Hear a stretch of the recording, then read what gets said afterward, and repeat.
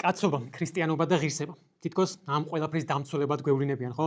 ჩვენი ქოც პოლიტიკოსები. ხო და ახლა გთხოვთ რომ მოусმინოთ ამ პოლონელი პოლიტიკოსის პასუხს კითხვაზე, თუ რატომ სარგებლობენ პოლონეთში მცხოვრები უკრაინელი დევნილები უფასო ჯანდაცვით, მაშინ როდესაც ისინი არ იხდიან პოლონელებისგან განსხვავებით სპეციალურ გადასახადს.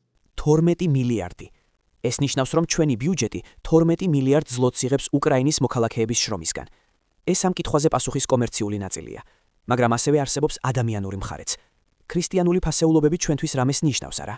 ასეა. უკრაინის მოქალაქეები, ეს ქალები, რომლებიც აქ არიან, მათი ქმრები დაიღუპნენ. ისინი იბრძვიან თავისუფლებისთვის და ჩვენი თავისუფლებისთვისაც.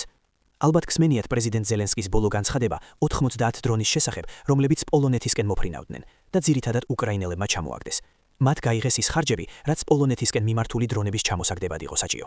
ჩვენ კი ვეხმარებით ამ ხალხს, რომელთა შვილები, მამები და ძმები ასევე ჩვენი თავისუფლებისთვის იბრძვიან.